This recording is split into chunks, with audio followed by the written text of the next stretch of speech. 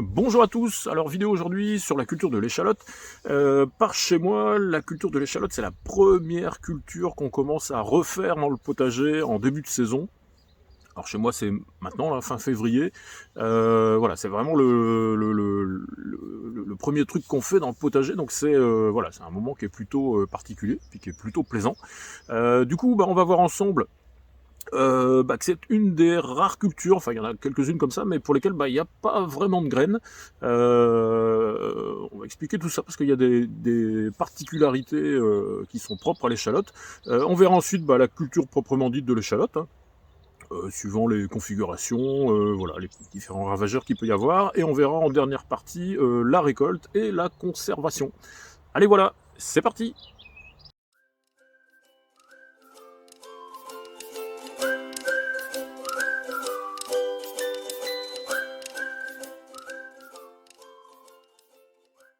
Alors, on va commencer avec la particularité de l'échalote, qui est une culture qui se fait sans graines ou presque sans graines. On distingue depuis une petite dizaine d'années seulement, en fait, deux catégories d'échalotes. Vous avez l'échalote traditionnelle et l'échalote de semis.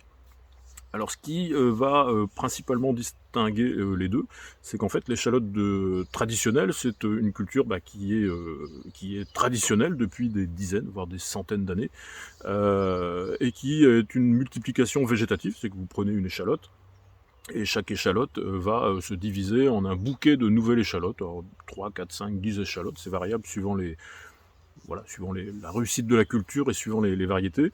Et en face de ça, vous avez ce qu'on appelle les échalotes de semis, qui sont des échalotes issues d'une graine. Alors la particularité de ces échalotes de semis, c'est que ce sont en fait des graines hybrides qui sont issues de travaux assez récents, hein, ça fait une dizaine d'années, je crois que c'est les Allemands ou les Hollandais qui ont inventé en quelque sorte cet hybride. Et c'est tout simplement un croisement entre un oignon, hein, on est un peu dans la même famille, et une échalote. Et alors ça a un intérêt qui est assez intéressant pour la commercialisation ou pour la production, c'est que d'un côté on a une échalote traditionnelle qui est plantée à la main, et qui est récoltée à la main. Et de l'autre côté, on a l'échalote de semis qui est semée de manière en masse dans les champs et qui est récoltée aussi de manière mécanique. Donc du coup, au final, on a un coût de production sur l'échalote traditionnelle et sur l'échalote de semis qui n'est pas du tout le même. Alors pendant quelques temps, on a trouvé sur le marché, hein, pour acheter de l'échalote de consommation, on trouvait sous la même appellation ces deux échalotes, avec l'échalote traditionnelle avec un coût de revient beaucoup plus élevé, et de l'échalote plus industrielle en quelque sorte, avec un coût de production qui était plus bas. Voilà, tout ça, ça s'appelait de l'échalote. Depuis, les choses ont été remises un petit peu au clair, parce que les producteurs d'échalotes, hein, il y a beaucoup de production en Bretagne, ils ont mené une bonne guerre à l'échalote de semis, qui leur faisait forcément du tort, et depuis, je ne sais pas vous dire quand, 4-5 ans peut-être, on trouve plus de... Enfin, en tout cas, les choses sont bien claires. L'échalote traditionnelle, c'est marqué dessus quand on l'achète, et l'échalote de semis, c'est pareil, c'est marqué échalote de semis.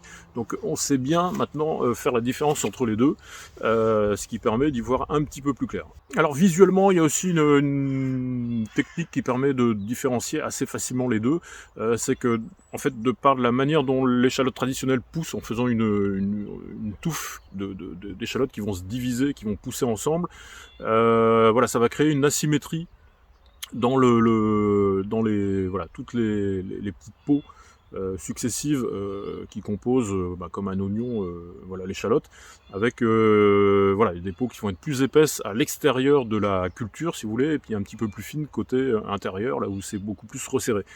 Et si on compare ça avec une échalote de semis, l'échalote de semis va pousser comme un oignon, elle pousse toute seule, et du coup vous retrouvez avec des cercles de différentes couches de peau qui sont toutes symétriques. Donc ça se voit quand on les coupe. Voilà, il n'y a pas de doute, on peut pas se tromper à ce niveau-là. On va passer maintenant à la culture proprement dite de l'échalote traditionnelle. Voilà, c'est une culture qui est assez simple. On va distinguer deux zones climatiques, hein. L'échalote, c'est voilà, c'est une culture qui aime pas trop l'humidité. Du coup, voilà, tout ce qui est sud-est de la France, on va pouvoir les mettre en place en fin d'automne, octobre-novembre. Et tout ce qui est en gros le reste, ou en tout cas tous les coins qui sont plus humides, on va faire des mises en place qui vont se faire plutôt en fin d'hiver, en février, mars. Concernant les variétés d'échalotes, on va distinguer la forme de l'échalote et sa couleur. On va avoir en gros les échalotes longues ou mi-longues, et on va avoir les échalotes plutôt roses ou plutôt grises. Alors dans les roses, il y a pas mal de nuances, hein. Il y en a qui sont vraiment très roses, violacées, et il y a des roses qui sont plus cuivrées, hein, tout simplement parce que la peau extérieure prend une couleur plutôt cuivrée. Et côté grise, voilà, on est sur des échalotes qui sont plus claires au niveau de la chair, et qui vont être voilà, aussi un petit peu moins cuivrés. Alors la mise en place des plants d'échalotes est assez simple à faire. On les enfonce simplement dans le sol, hein, à peu près aux 2/3, on laisse un tiers dépasser. Alors faut faire attention, il y a un sens qui est assez facile à repérer, c'est que d'un côté il y a l'ancienne cicatrice au moment où, voilà, où toutes les échalotes étaient ensemble au moment de la récolte, et au-dessus on a l'endroit où il y avait les anciennes feuilles qui apparaissaient. Donc évidemment il faut laisser la partie avec les feuilles vers le haut, et la partie où il y avait anciennement les racines vers le bas, et les racines vont repartir du bas. L'échalote, elle aime bien avoir un sol voilà, pas trop azoté, et plutôt avec de la potasse. Alors c'est pour ça qu'on va rajouter, moi je rajoute de la cendre, qui a une bonne source de potasse. On va éviter de la mettre dans un sol trop lourd, il faut que le sol soit assez léger, voire chargé en sable. Et on va surtout éviter de mettre l'échalote dans un sol avec une fumure fraîche. Elle va pas aimer ça du tout. Ça va être en fait, ça va entraîner des risques de maladie, de pourriture à laquelle elle est déjà de base sensible. Voilà, si on rajoute des fumures fraîches avec plus de germes et plus de risques de pourriture, voilà, elle va vraiment pas apprécier. Alors si vous avez un sol qui est très humide, il est conseillé de faire une petite butte pour mettre en place la culture. On va les espacer à l'intérieur des rangs à peu près de 15-20 cm, et entre les rangs plutôt 20-25. Voilà, il faut laisser de quoi passer les outils pour pouvoir biner et sarcler. Mais voilà, c'est ce à quoi il faut faire pas mal attention. Après, même si elle est sensible à l'humidité, vous voyez, le climat breton lui est plutôt favorable, alors qu'on est plutôt dans un coin humide. Et en plus, elle pousse pas dans le sud de la Bretagne, elle pousse vraiment dans le nord de la Bretagne, côté Finistère, qui est une partie de la Bretagne qui est plutôt humide. Voilà, ce qu'il faut éviter, c'est l'eau stagnante dans le sol. Donc voilà, d'où la petite butte, hein, qui permet justement d'évacuer le trop plein d'eau et de baisser un petit peu le niveau d'eau dans la terre. Concernant l'arrosage, c'est une culture qu'on va pas arroser. On va se contenter de l'eau qui tombe du ciel. On va vraiment l'arroser en dernier recours si on est vraiment dans des conditions très très sèches, mais voilà, elle apprécie pas du tout l'eau, donc on se contente de l'humidité du sol et de ce qui va tomber avec les précipitations. Concernant l'entretien, on va distinguer deux cas. Soit vous êtes dans une région qui est plutôt humide, et là on va pas la pailler, du coup comme elle est pas paillée, il va falloir faire des entretiens de binage pour éviter que les mauvaises herbes envahissent les parcelles. Voilà, donc c'est pour ça qu'il faut prévoir un espace entre les rangs suffisant pour pouvoir passer soit une binette, soit une sarcleuse, pour pouvoir nettoyer assez facilement.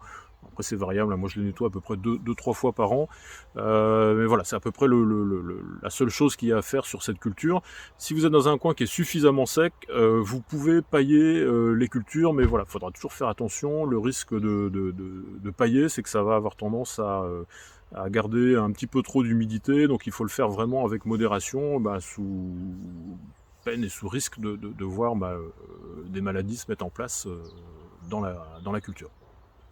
Au niveau des maladies, justement, l'échalote, elle va être sensible au mildiou. C'est pas exactement le même mildiou que la tomate, mais c'est le même principe. Elle va être sensible à tout ce qui est type de pourriture en général, donc voilà, tout ce qui peut la faire pourrir, elle peut l'attraper.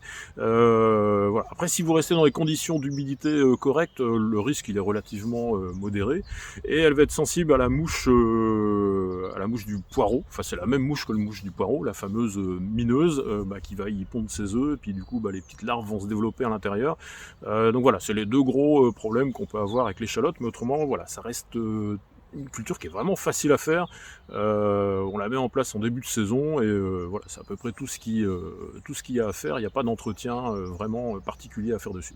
Concernant maintenant la récolte des échalotes, on va la faire vers le mi-juillet, mi-août. Il va y avoir un signe, c'est quand les feuilles vont commencer à jaunir naturellement, c'est normal. Après avoir eu un beau feuillage vert, un beau vert, c'est joli l'échalote. Vous allez vous retrouver avec des feuilles qui vont toutes faner. On a l'impression qu'elle est malade, mais non, en fait, elle arrive juste en fin de cycle végétatif. Et voilà, il faut la ramasser à cette période, quand les feuilles commencent à être jaunes, quand elles commencent à sécher. Il ne faut pas trop traîner non plus pour la ramasser. Vous pouvez aussi la consommer quand elle est jeune, ce qu'on appelle de l'échalote jeune, au mois de juin. Là, ça permet du coup de profiter de l'échalote et de toute la partie verte aussi, qui peut se consommer sans problème.